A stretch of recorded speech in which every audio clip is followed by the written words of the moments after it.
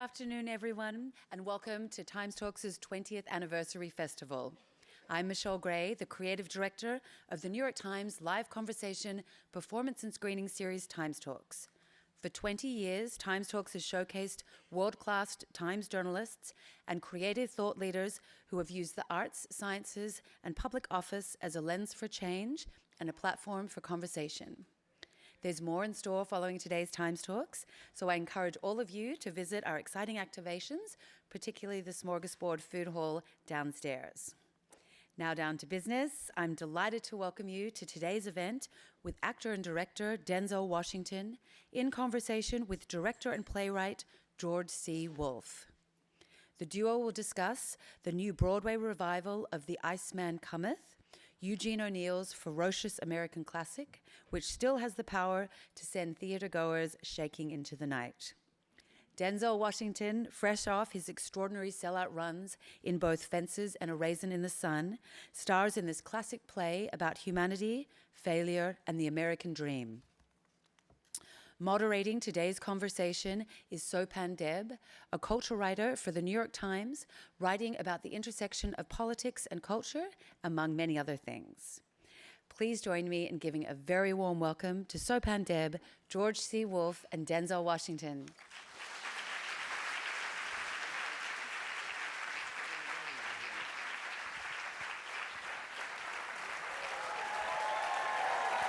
Oh, you want to sit in the middle?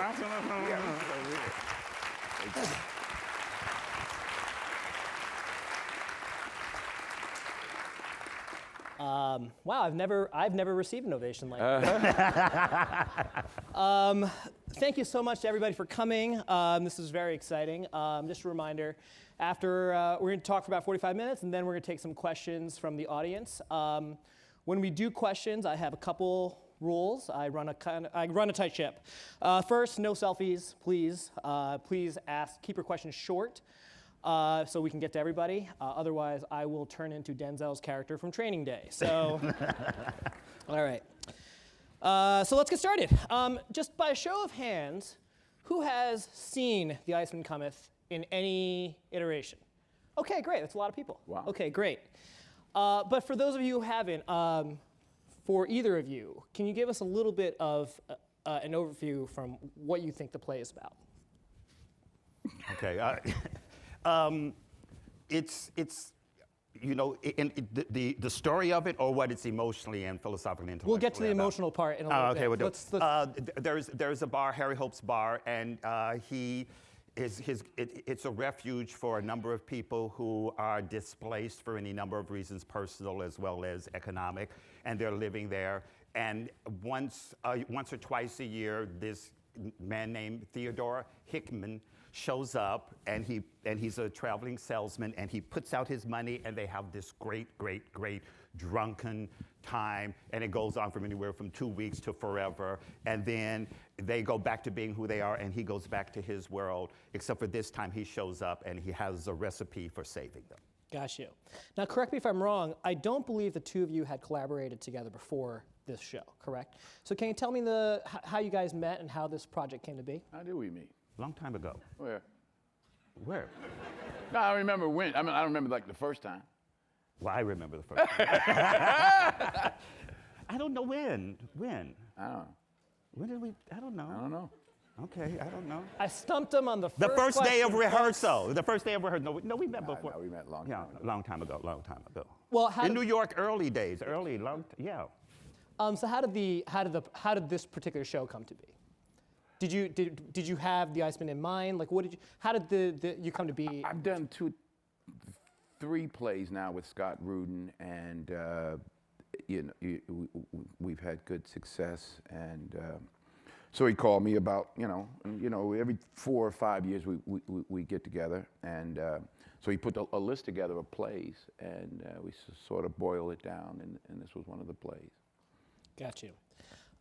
Denzel, so this is a Eugene O'Neill play, and this wasn't actually one of your first plays. In fact, your first play ever was a Eugene O'Neill play, an early work, Emperor Jones of Fordham. Can you tell me what impact O'Neill's work has had on your career? Well, it was obviously a long time in between, but I just remember reading his biography and you know, as a student at Fordham and really getting into, I just like tragic, you know, like, what's the painter cut off his ear? Lust for Life was one of my favorite books, Van Gogh. So Eugene was just a mess. I just like that, you know.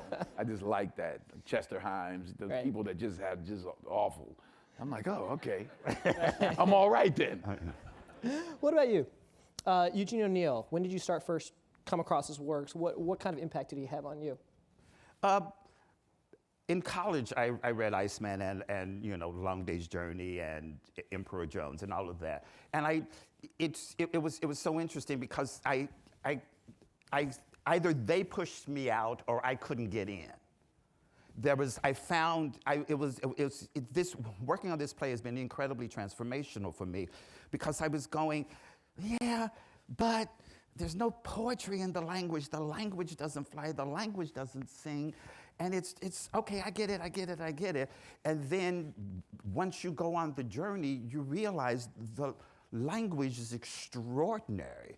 And his ear for American vernacular is extraordinary. And he writes these incredibly complicated sentences that just by virtue of saying them take you on an emotional journey. I think I really do think he's an American Shakespeare, just in the sense it's so flawlessly crafted, at times overcrafted, but there's such power in it. And I don't know if it's because I'm older now and I can find myself in it, but in the beginning I was judgmental of it, and now I'm sort of like deeply, profoundly in love with him and his work. I want to follow up on that. So you first read Iceman Cometh in college. Yes. Was that a different experience? Did you take it in differently then than you do now as you put the show on? So tell me about how did you take it in differently then as opposed to now? I went, okay, I get it. Yeah, I got it. I'm miserable. I'm unhappy. Oh, he shows up. Everybody's miserable. Okay, let's go forward. So, you know, got it. Right. You know, but then there's, you know, one of the things I think is so powerful, there's this juxtaposition of just incredible muscularity and fragility. Hickey comes in, he's such a powerful, dynamic character, and then underneath him is all this incredibly emotional fragility and typecasting. Exactly. And so I just the robustness of his theatricality, and also one of the things that was so interesting, he wrote this later in life, and he, you can't find a more different play than Emperor Jones, you know, or even the Hairy Ape. But one of the things that I think people say, oh, he arrived at these plays. I think every other play he wrote is alive stylistically inside of this one. Denzel, when did you first come across the play? What was your initial reaction to reading the play? I never read it until the day before rehearsal. No. I still haven't read it. It's a lot. Reading it really doesn't mean anything. You have to discover it. It has to unfold. It's not like, oh, I didn't have I get it. You know, I was like, man, this is, I don't know. This is a tall mountain to climb. Not just for an actor, just the materials. Mm-hmm. But it's the gift that keeps on giving, you know, every night, and there's 18 of us up there, 17 of us up there, and things are revealed, and you hear things, you know, it's cliche to say you hear things for the first time, but you do, you know, every night.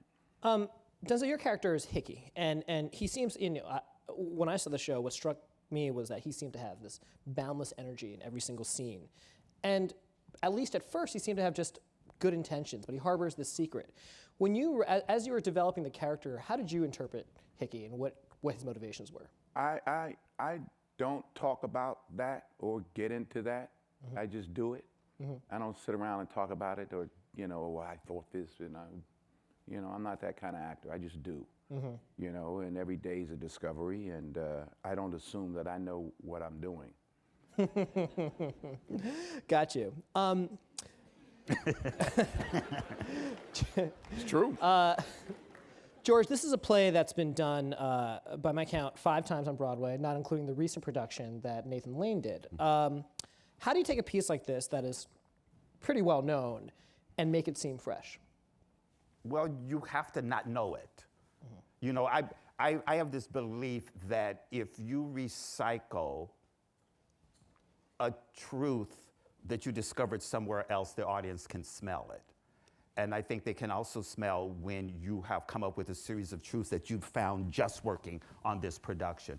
So I think you know, for me, I just do a lot of research about the world, about the period, about the director and all this sort of stuff. And then I let go of all of that and then try to make myself as vulnerable as I can to the process. So that therefore, as the actors are discovering it, I'm discovering it. And my favorite time on any project is not knowing. And I love to live as long as I possibly can in the not knowingness of it all so that it can enter you.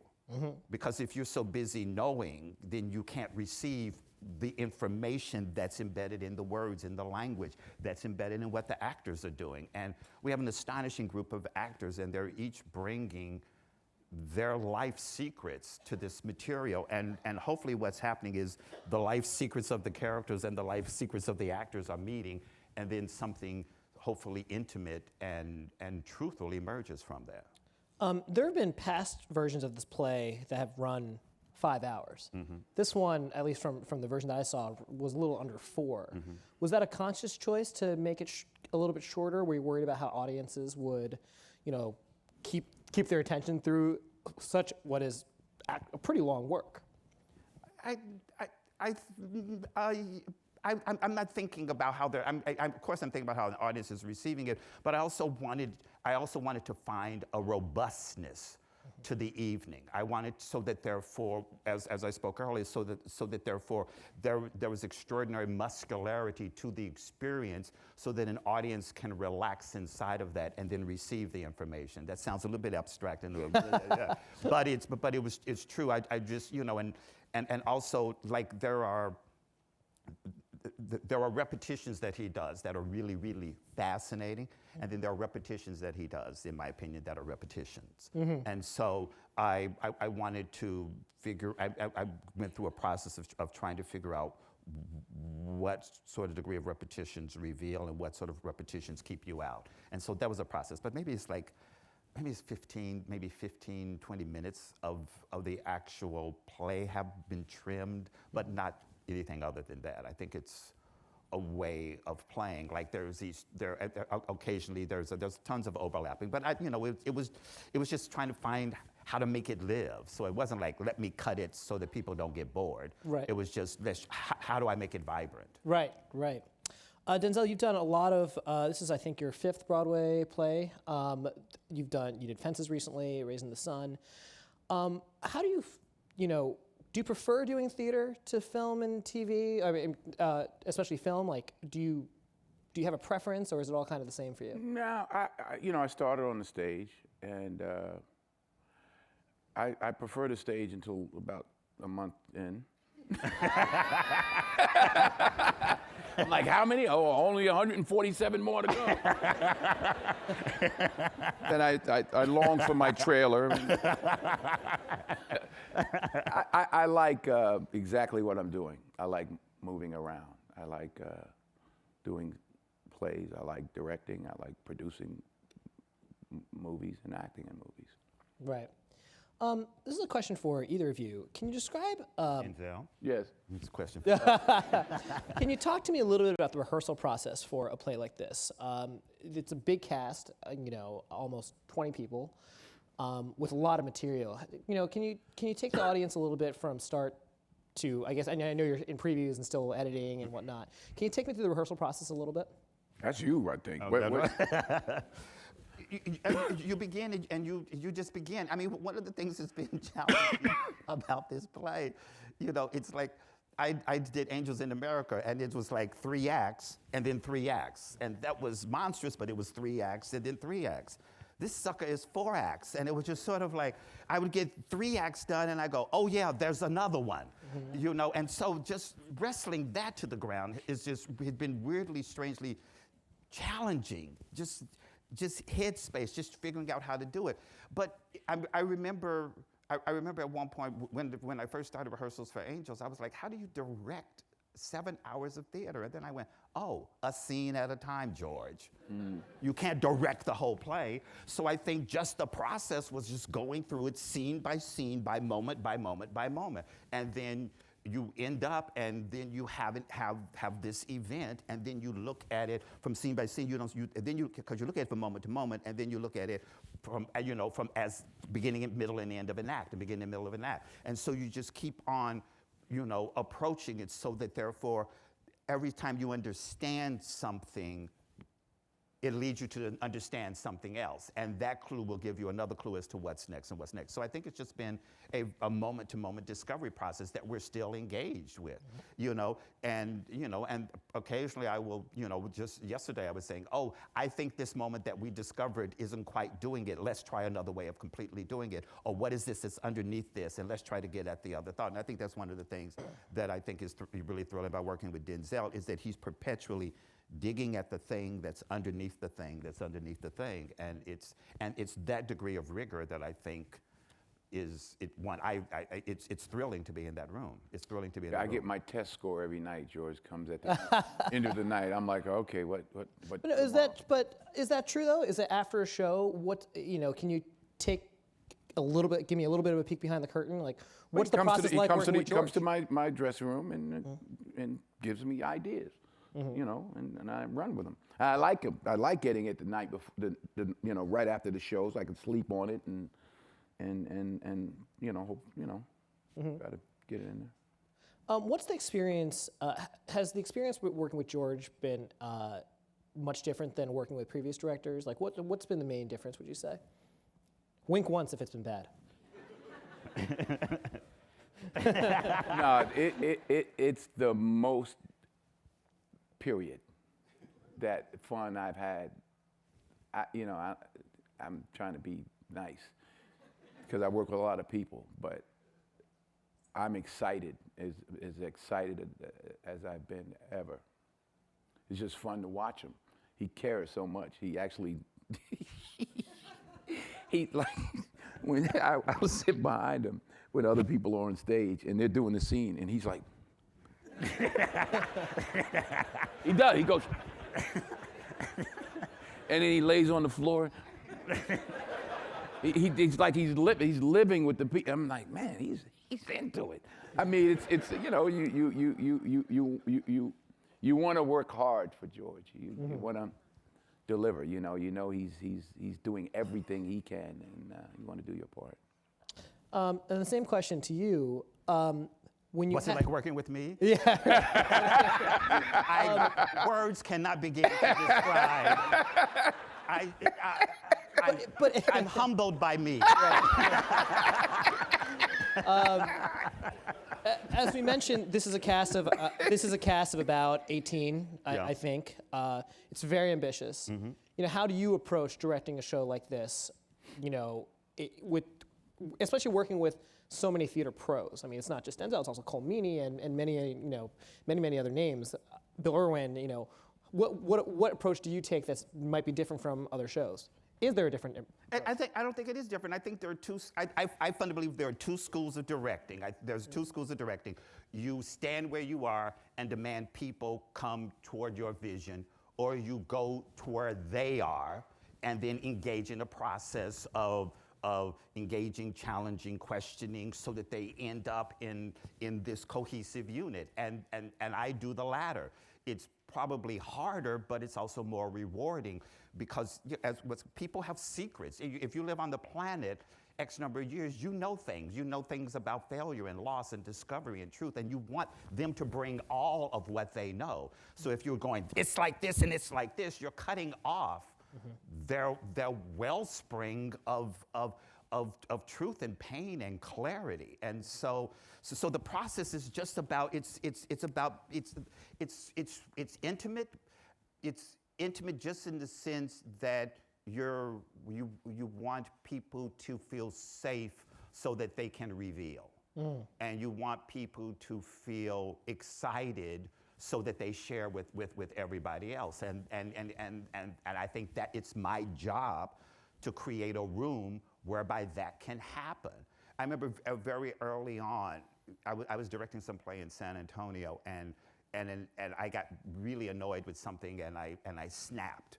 And then I saw another actor attack another actor, then another actor attack another actor, and I went, oh, it's like I get it. The energy you put out moves around the room. So why not put around an energy of possibility and excitement about knowing, and it's okay to be stupid and fuck up and fail. You know, it's okay to do that, because that's how you. It's like being bad. It's like one of the things is also not knowing is so incredible, such a wonderful time. And I also really discovered that if you don't let actors not know in a rehearsal room, they're going to not know in performance. So you just have to create a space for everybody. You know, you got to create a space for everybody to discover, and myself included. It's okay to not know, particularly when you're dealing with incredibly smart people and incredibly gifted people and incredibly skilled people.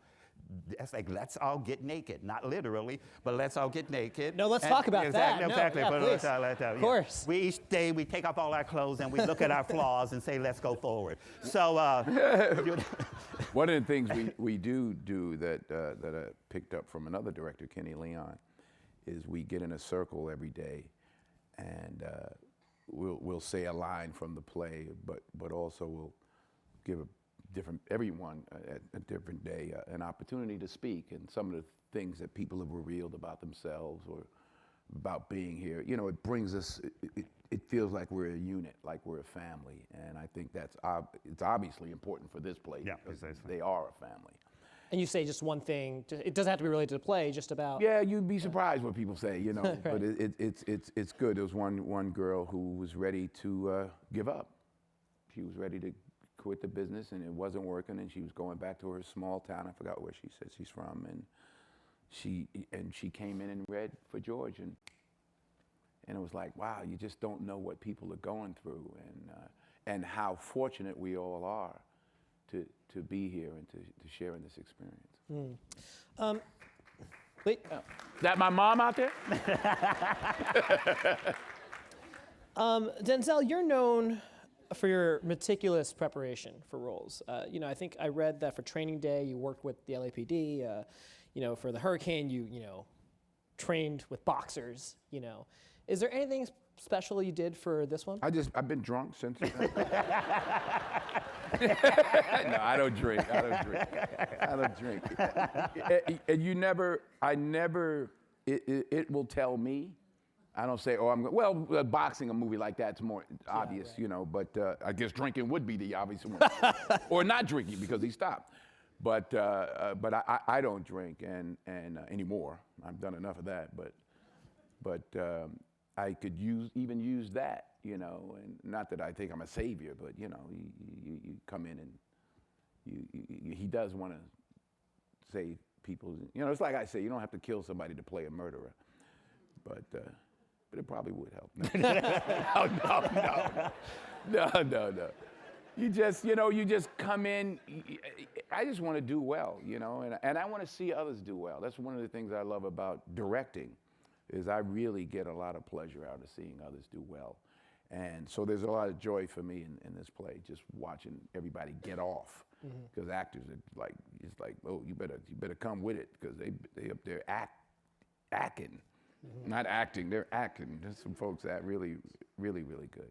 Well, let's talk about directing. You know, I watched your 60 Minutes interview you did. I think it was around the time Fences was coming out, and Bill Whitaker asked you, you know, do you like directing? Do you want to keep doing that? Do you want to do that a lot more? And your answer was kind of like, I want to get back to acting because that's what pays the bills. I wonder. That's because I had just finished directing. Right. So we're 2-3 years since that interview. I wonder how you feel. Like, are there directing projects that you want to? Yeah. Yeah. I ain't talking about them, but yeah.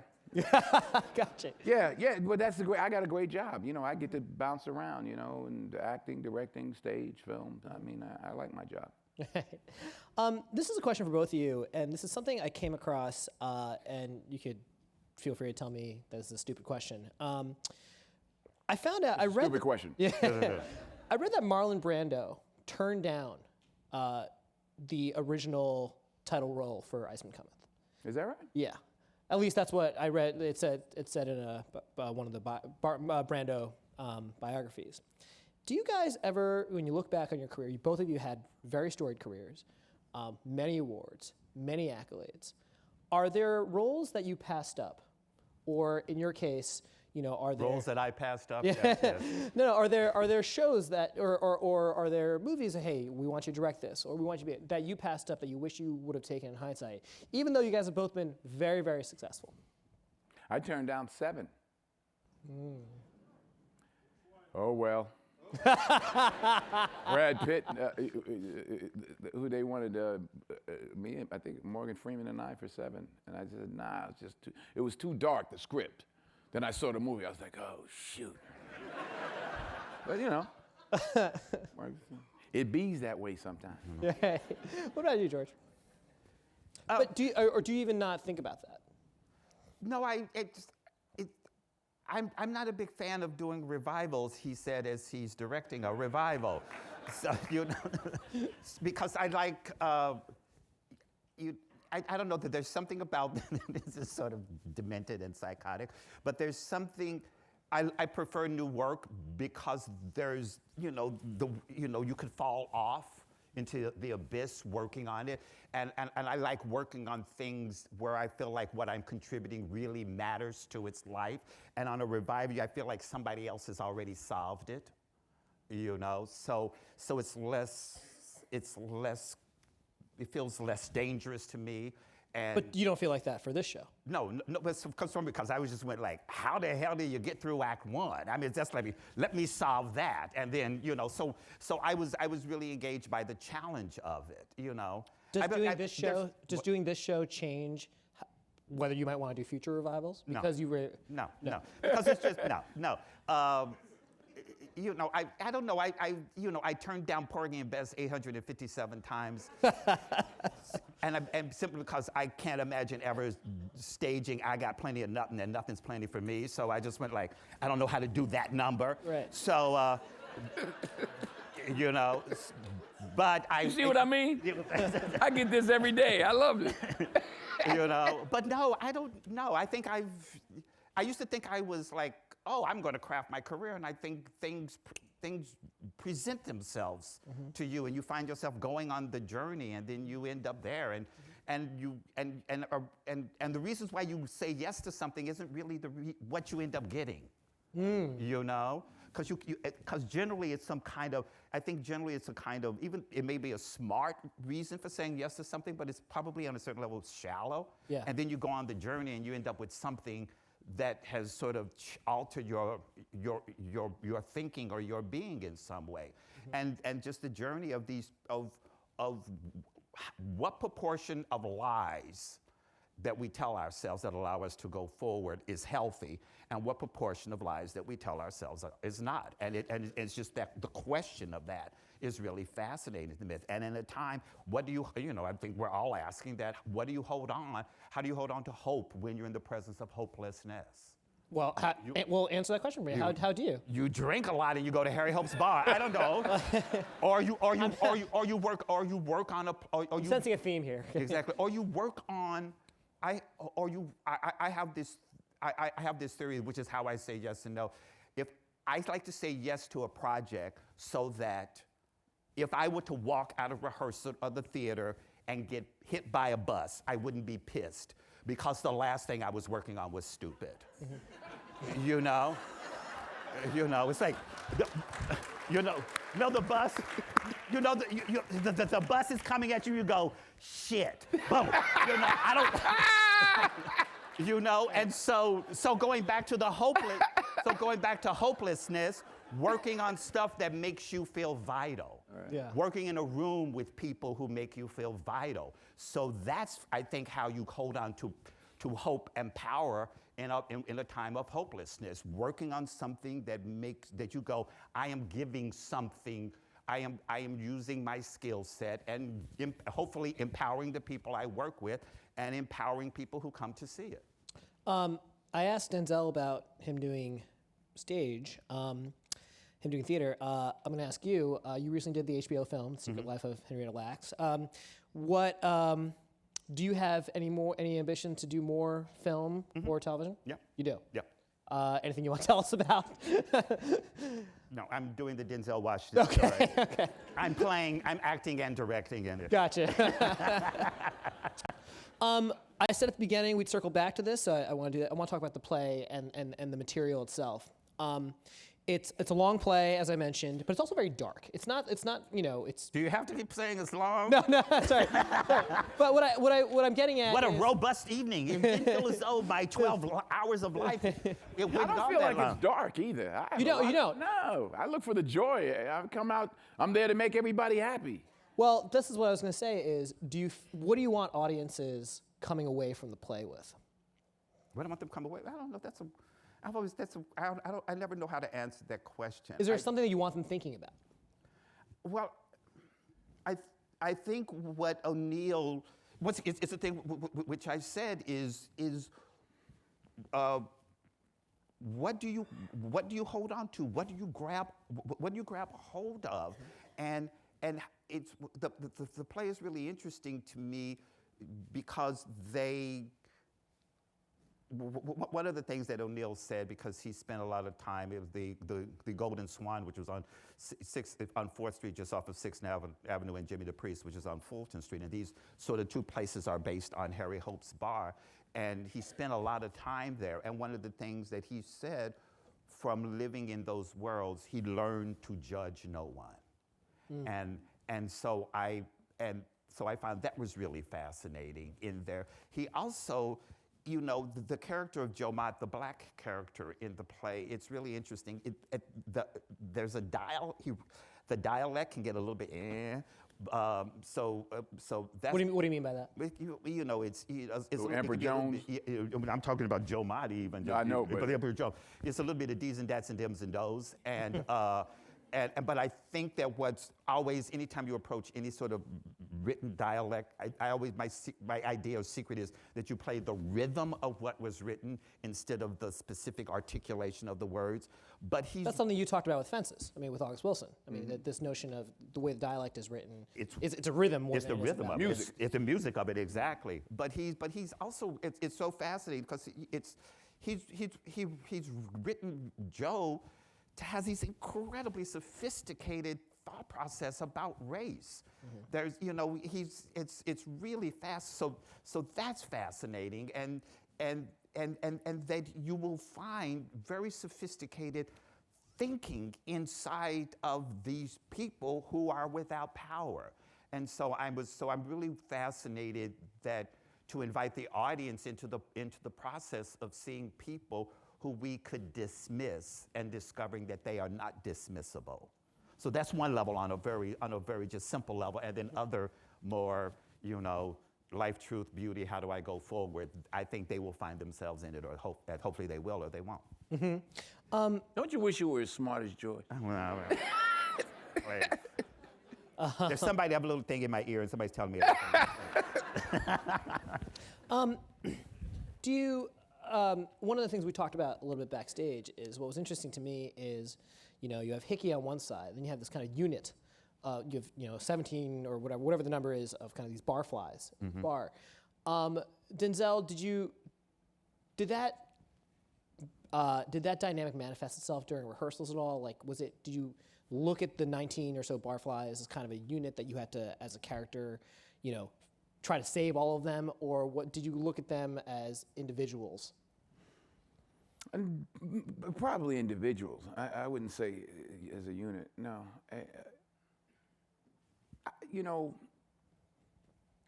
He says the one thing I want is to see you all happy. Not the one thing I want is to save you all. What does he say? He wants to save him from pipe. Does he say save? Yeah. Yeah. I don't even remember my lines. From pipe dreams. But the thing that I remember is him just wanting to see everyone. Every time I go on stage, I'm like, let me just make sure everybody's happy. I want to make them happy. I come out and do silly things and just want to make people happy. And obviously there's tremendous pain and things underneath all. Why does he feel that way? He calls himself a good-natured, happy-go-lucky slob. you know, like me, he says, I'm a good-natured, I'm a good-natured, happy-go-lucky. There's a lot in that, you know, so I go for that, and I just want to, he says, the one thing I want is to see you all happy. And do you know anybody like that on a personal level? Like, is there a Hickey in your life that you've come across? I don't know if anyone would tell you that, you know, necessarily. I mean, yeah, I mean, we all know people that, well, no, because someone could appear that way. And it'd be, right, it'd be just the opposite, you know, but some people are good at that, you know, but he means it. Mm-hmm. He means it, you know, and maybe he had to go, I mean, all of this is, you know, he just knocked his wife off. We got there. You know, and he, but he. Spoiler alert. Yeah. What's that? That's a spoiler alert. Yeah, well, you know. Too late now. You can't get tickets anyway.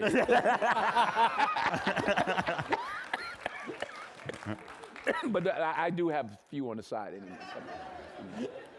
Give you a good price. George, what about you? Are there, and I'm going to expand this not just to Hickey character, to all the characters. Are there people, you know, whether it's Colm's character or whoever, you look at it and go, oh, I know a guy like that. And is there something like that? Does that help you, you know, as you direct the show, or is it? Do you just totally separate it from people that you've come across? It's interesting. I mean. Anybody like Jimmy tomorrow? That's so sad what he says at the end, you know. Yeah. I think if you live long enough on the planet, and I sort of resent that I can make that statement, you meet people who, you know, I'm from a small town, and I remember there was this kid. It's funny, but it's tragic, but it's sort of beautiful. There's this kid who would walk around with a picture of a suit from GQ magazine that he would keep in his pocket, that one day he was going to have that suit. And there's something so beautiful and sad about that, and just the detail of that. He would show people this picture of this suit that he was going to have. And what would you think about that? What? No, I mean, what would that inside of you? Well, it was sad. It's incredibly sad to me. I remember reading in Sammy Davis Jr. biography that and assembling a completely different thing, that his family was so poor, but they would cut out pictures of food and put it in the refrigerator. You know, which in my mind seems worse, but I don't know. But it's the reaching for the thing that's just beyond you. Mm-hmm. And I think we all have that in our lives, and we all know people. And that's what all these people in this bar, they're either reaching for something. At one point I asked the cast, okay, is your time at Harry Hope's bar, is this, did you end up here, and was it a lateral move? Was it a descent? Or was it an improvement? For your character? And X number of people said, this is an improvement. You know, two of the girls, the actors playing Pearl and Margie with the horse, they said this is an improvement. And they started talking about what they believed their home life was. So it's just interesting. So I think we all know, and we all have inside of us, wanting something that is just a little bit beyond your reach. And I think, you know. In Antoine Fisher, there's a scene where they and Antoine and his friends would do that, or his adopted brothers and sisters, they'd pick out pictures of who was going to be their mother. Oh no, that's going to be my mother. Wow. That's my mother there. Wow. No, you can't have that one. I got that one. Yeah. I remember talking to him, and with all the abuse that is physical, psychological, sexual abuse, I was like, how could you handle this, Antoine? He said, Denzel, you got to understand, that's what I thought a relationship was. I was like, oh, you know, your mother beats you and then she feeds you. You know, your sister, stepsister rapes you and then she puts you to bed or whatever, you know. And I had, you know, I'm thinking about that. Oh, how could you take that? Wouldn't you want? He said, no, that's what I thought a relationship was. Yeah. So make a long story long, these people have a unique relationship, and they need each other. And it's the same stories and the same lies, Yeah. and tomorrow's going to do it tomorrow, and they're waiting for Hickey, and yes, he's going to buy them the booze, but he's a part of the unit. And there's no intrinsic judgment. Right. There's no intrinsic judgment. They don't judge each other. He even says in the play he's not in favor of prohibition and whatnot. Yeah. We're going to do a couple more questions, but start thinking about what you want to ask. You mentioned to the script, the words kind of jump off the page like music. And I wondered if there was a particular scene or a particular line that was your favorite, that really kind of jumped off the page at you when you first started performing it, when you first started reading it. Was there something that really grabbed your attention? What do I say? Something about it. It gives. I can't remember the lines. I'm off today. I was at peace, knowing she was at peace. I felt as if a ton of guilt had been lifted off my mind. Something about give her the peace she always, free her from the misery of loving me. It's like that. Yeah. Right? You always said, Yeah. I wanted to What about you, George? free her from the misery of loving me. There's a line that Jimmy Tomorrow says, who was the character who helped rescue O'Neill when he tried to commit suicide. He says, I'm going to screw up the line. He's talking about his wife, who he He said, talked about I much prefer to drinking. that one he said, the world scared me unless I was drunk. That's not the right, because it says it better. But then he was grateful to his wife for giving him such an incredibly tragic excuse to drink. To And drink it's as just much so as like, I damn been well please. pleased. It's just stunning. It's just stunning. It's just a stunning, beautiful, beautiful, beautiful, sad line. And it's a point where the character is been stripped and is only speaking the truth. And it's such incredibly, and I find that his whole speech is so incredibly brave. It's brave while discussing, because earlier on when dealing with Hickey, he says, my life is not tragic, my life is not. And then there's one moment where he And has that the line courage to say, actually triggers Hickey to reveal his Yeah. truth. That's the last thing Jimmy says before Hickey says, I gotta tell you. yeah. Yeah.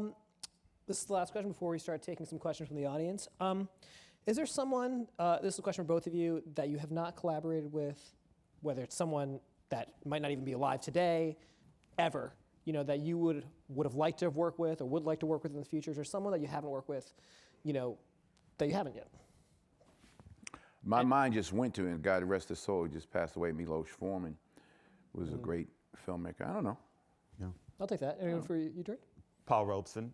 Yeah. Paul Robeson and Boris Aronson, the set designer, who I completely and totally love. Why Paul his work. Robeson? I'm just What? curious. I mean, why not? But I mean, I'm just curious.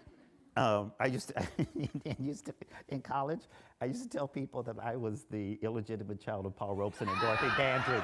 And Dorothy And Dandridge. Dorothy Dandridge, like, yeah.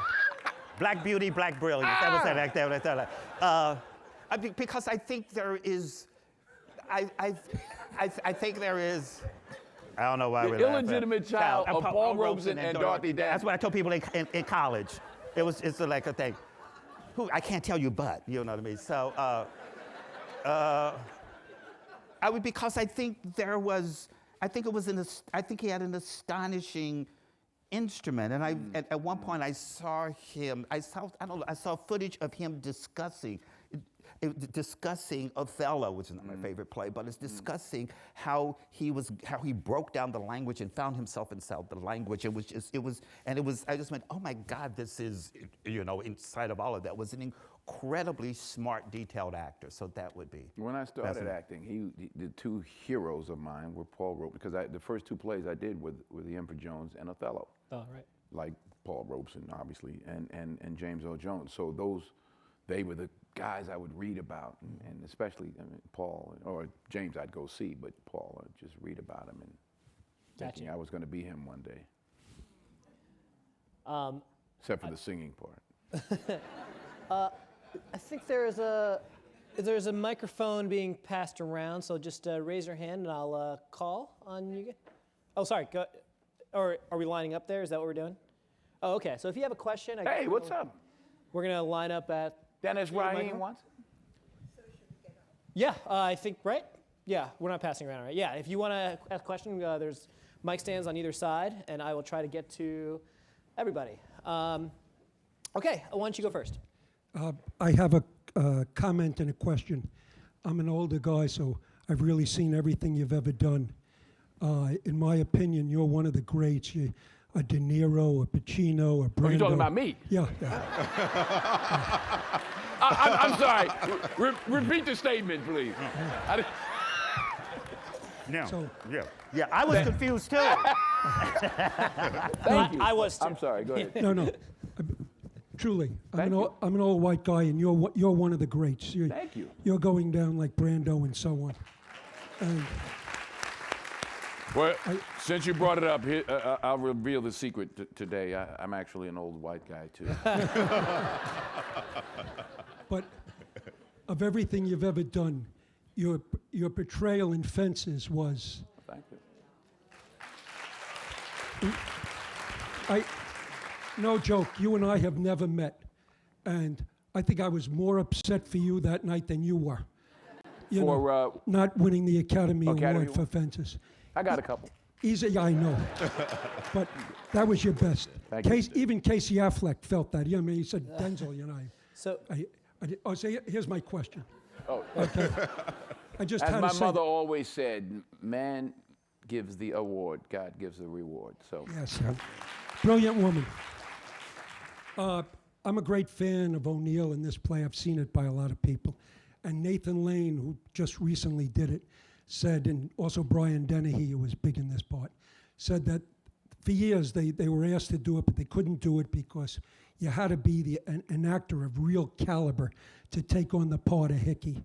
And I was wondering if you felt that you believe that, or that you could have done this role of Hickey 25 years ago or whatever. I was never asked before, but I couldn't imagine it. No, not 25 years ago. I mean, I might have tried, like I tried with Othello, something, but I don't know it, I was never asked.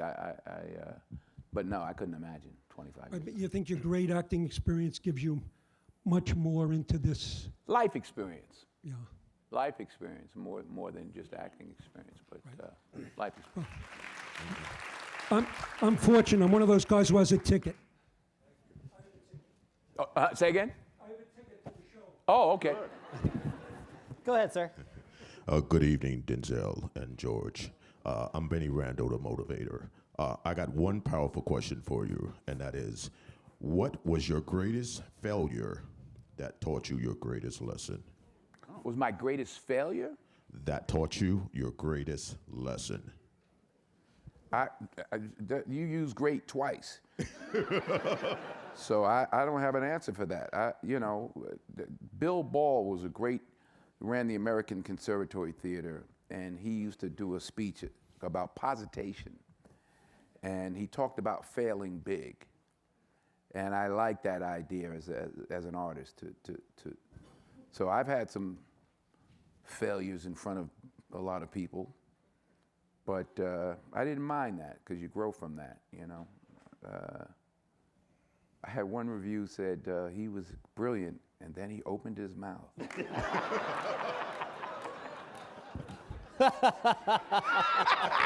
And I had the first line of the play.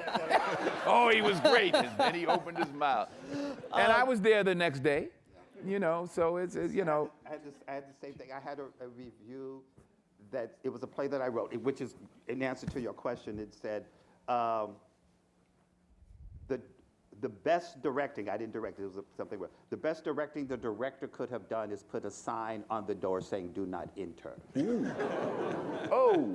That it was it was my first show in New York where I got trashed violently, and then 8 months later, I wrote a play called The Colored Museum. And then they went like, oh, he's, and I felt it was the biggest blessing that had happened in that order. Do not enter. Do not enter. Like, fuck you. You don't know what's happening. No, go away. I didn't mean that. Go away. Whatever. Yeah. But thank you. Yeah. Go ahead. Denzel, what's What's the that? difference between a good actor and a great actor? I don't know. That's for somebody else to decide. I don't know. I mean, you're affected by what you're affected by. I don't know if there's great actors or great performances or memorable. You know, when people say, yeah, I always say this, you know, and so what do you want people to get from something? I say it depends upon what they bring to it.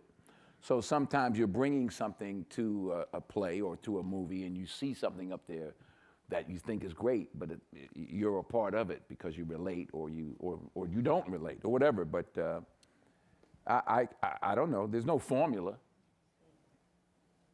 Do you have one? A formula? I'd like to buy a bottle of that if you got some of that. We have a question coming in Facebook Live that I'm going to sneak in here. It's just Facebook Live, guys.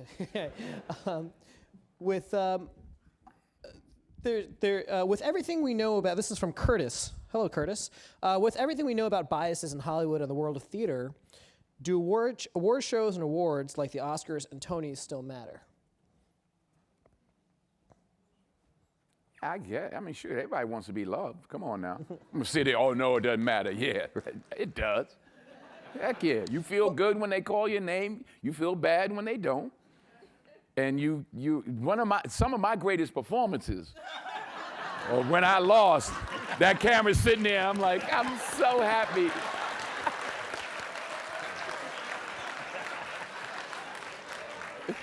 They're like right under your nose, like, yo. And then you won it. They're right.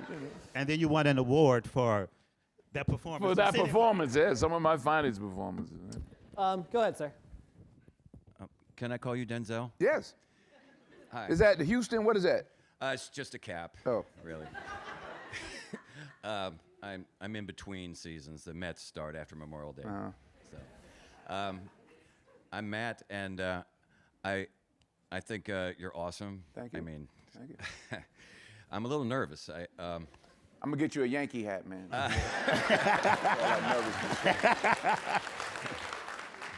We are 11-2. Can you count to 27? That's how many rings we got. 27 now. Come on. Don't start. Go ahead. Don't get me started now. So, I remember how you walk very often on film. I'll be seeing you in June. Thank you very much. On stage, but this will be the first time on stage, but on screen, particularly Devil in a Blue Dress and Roman J. Israel. They were two different people with two different walks. And did it just come to you like you don't prepare and you just do? No. Or did you rehearse it? Roman did a lot of research on the spectrum, autism. So there's for some people there's a clumsiness, and you know, I just wore big shoes actually. No, actually I did. I wore a couple of exercise shoes, and you know, what was the question? And Devil in a Blue Dress was a completely different. I don't know what the walk was. Was it the shoes or the suit? I don't look at myself, so I just try to do. And be. Go ahead. He's a little nervous. I'm a lot nervous.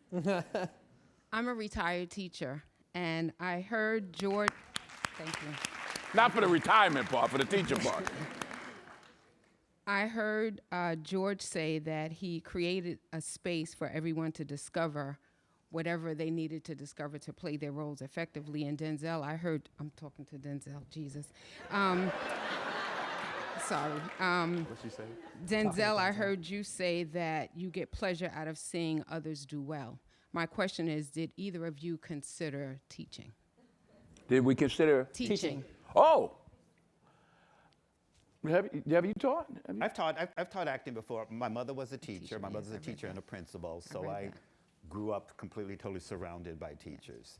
I think it requires an astonishing degree of selflessness. You know, an astonishing degree of selflessness, and you know, so I can do it for short intervals. But I am who I am because of teachers, you know. Thank you. Because, you know, no, seriously. You know, it's you know, the ones who see who see a piece of you that you don't have quite the confidence to be, and they nurture that. And I think a brilliant, brilliant teacher does that. Yes. You know. One of my favorite photographs of myself that's come online of late, you can Google it or whatever you call it, and I'm at Camp Sloan in Lakeville, Connecticut, and I was a counselor there, and I'm working with some young kids, and I just like that photograph. Before I became an actor, all I did was work with children. I was the youngest counselor at Boys Club camp at 13. They made me a counselor because I knew the camp so well. The counselor quit, and they made me the counselor of my own tent that I was living in because I knew so I've always enjoyed, and not a teacher, but I've always enjoyed, like I said earlier, seeing others do well and you know, being a counselor to kids and all that. Yes. And I saw it on Tuesday. You're going to see us, or you I saw saw it? it on Tuesday. Oh, okay. Yes, thank You you. didn't get. You should have got your tickets from me. I told you. Go ahead, sir. Thank you for coming, both of you. This is both to George and Denzel. Having done the play and still doing it, I was wondering if you could share your thoughts about what you've learned about alcoholism and recovery.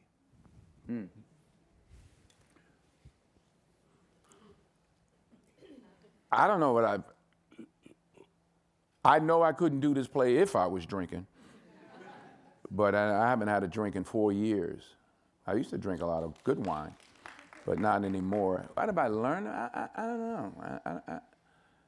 I don't know. I mean, I think that there are a number of people in the play who have relationships with drinking. And relationship. Relationships. They're you know, they go on dates and, you know, and plan vacations. No, and it's been interesting what they have shared. You know, I'm too much of a control freak to ever become addicted to it. You know, I'm not. So but it's been really interesting just to hear some of the actors speak incredibly eloquently and truthfully about their journeys. So that's been rewarding. But I don't know if the you know, I'm not sure how it's changed anything. I've read about some actors who not just played Hickey, but some of the other parts who had issues while doing the play. It's definitely not the play to go to a bar afterwards every night or to. Well, first of all, just the volume of material. Couldn't imagine being hungover trying to battle through this every day. That's just too much. I can't remember the lines as it is. You know the lines. Thank you. Yeah. Go ahead. Hello. Thanks for all the roles you've played over the years. I was just curious, is there a character or a scene you've done over the years that's been your most favorite or the one that left the most impact for you? And if so, why? Ooh, I don't know. No, I let them go. I don't live in the past. I don't go, you know. Well, thanks, and keep up the great work. Thank you. Go ahead, ma'am. Dennis Raheem Watson and I, we were freshmen in college again? Yes, Fordham University. You still writing poetry? Nope. No? Nope. I have been on the road for the last 3 decades with a one-man show called The First Black President of the United States. Oh, that's right. Setting the stage for Barack Obama becoming president of the United States.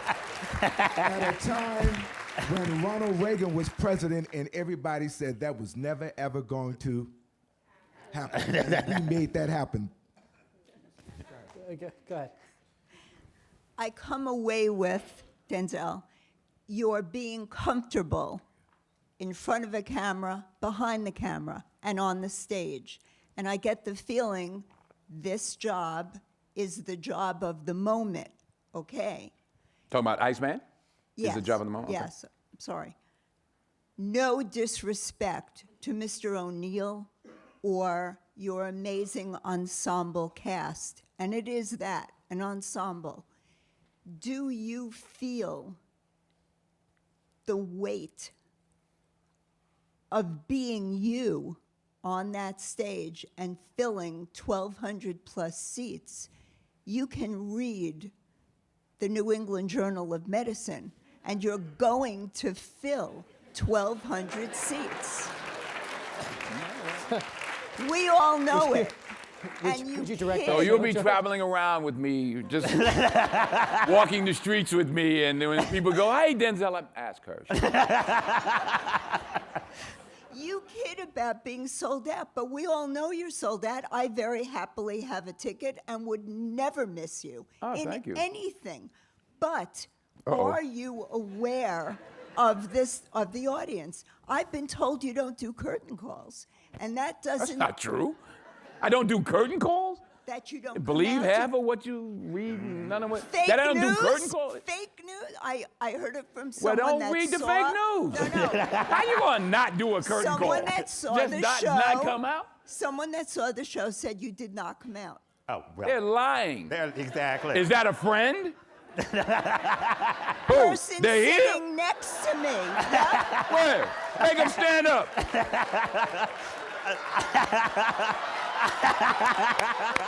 Where? She's indicted. This lady right here said I didn't do curtain call? Oh, stand up. Oh, no, you gonna stand up now. We're gonna get this straight. Now, come up here. Is this on? Is this on? I want y'all to see what a liar looks like. Now explain that lie about me not doing curtain call. Don't get shy now. I saw the show Tuesday night. And? I was in the front row, and you did not come out. I did not lie. He's also repeating just offhand comment. All right, sit. Go on, come on, sit down.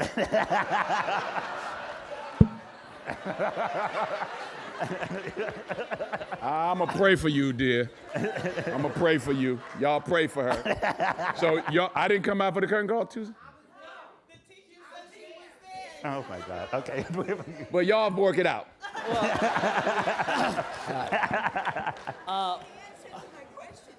So the question. Are you aware of the pressure of the question was, given that you sell, I'm gonna try my best here to. Given that you sell out so many, you can sell out so many. You're an A-list talent. Do you feel the weight of that while you're on stage? No. This is what you know. You got too much work to do. Yeah, I got tired of me thinking. That's true. Exactly. No, you know, you always. They say when you're not nervous, it's time to quit or whatever. So you always feel that. So you still get nervous? Yeah, nervous energy, not afraid, but I gotta go on. But you know, you talk about I forgot the dream actors have where they push you out on stage and you don't know any of the lines, and everybody else is great, and you're like they push you out and you're like, oh, you don't know what you're gonna, you know. But no, I don't get stage fright, but you're agitated. Right. Go ahead, sir. Yes, I'm going to be short, sweet, and to the point. Mr. Wolfe, Public Theater, Joseph Papp, back in the day, Douglas Turner Ward, NEC, Barbara Ann Tier. These are some of the giants back in the day that made it possible for all of us young actors, comedians to be successful. And Denzel, you, the best of the best of the best of the best of the best. And I say that because you inspired me when you played the role of Malcolm X at Henry C. Settlement with Kirk Kirksey. Kirk Kirksey was a neighbor and friend, and when I saw you play Malcolm, and Malcolm was a friend of my father, and my father took him to see you play Malcolm, and my father cried and cried and cried and cried, and I would never, ever forget that. Wow. And I retired from theater in 2008 after Barack Obama became president. and now I am a motivational speaker. I am now the chairman of the Black Men Against Gun Violence Task Force, and we visit high schools and colleges throughout the country, telling folks to put down the guns, pick up a book, and be somebody. So I thank you. Also, one final thing, thank you for being a part of my wedding. My mother and her 8 sisters, thank you. And one final thing, you said to me in your toast, you said, too much is given. Much is required. That's what Or you expected, said. yes, right. 4 children later, twin girls at Howard University Medical School, eldest son, bachelor's in math from Duke, youngest son, biology and chemistry from Yale because of you. Daggone. I'm gonna send you a bill. I think Coming down here. I think we have time for one more. I'm gonna go over to this side. Mr. Washington, as a stage actor, every night you're really giving all of yourself. Are you an actor as well? No. Oh, okay. No, you. No, I'm just asking. But as humans, we have our days where we're not so into it. What do you do on one of those days where you have to come prepared and yourself, your heart is maybe not there? Someone told me, put your slippers way under your bed at night so that when you get up in the morning, you got to get on your knees to reach them. So I start the day on my knees and I finish, and sometimes during the show. Lord help me. You find a way, you start off each morning with your bucket of self-esteem and you come out the door and everybody's sitting there with ladles ready to just, scoop it out and scoop it out and scoop it out. So you have to refill that bucket every day. Whatever your practice, meditation, prayer, hope, dream, but you got to fill that bucket. You got to understand that it is being emptied every day, and you find a way to refresh and refocus and remember and say thank you. Thank you's big in my life. I like those 2 words. Well, speaking of thank you. Speaking of thank you, we're so sorry we didn't get to the rest of the questions. Our apologies. You'll just have to come back. Thank you so much for coming. Thank you to Denzel and George, the Iceman Cometh, an incredible show. And thank you. Have a good night.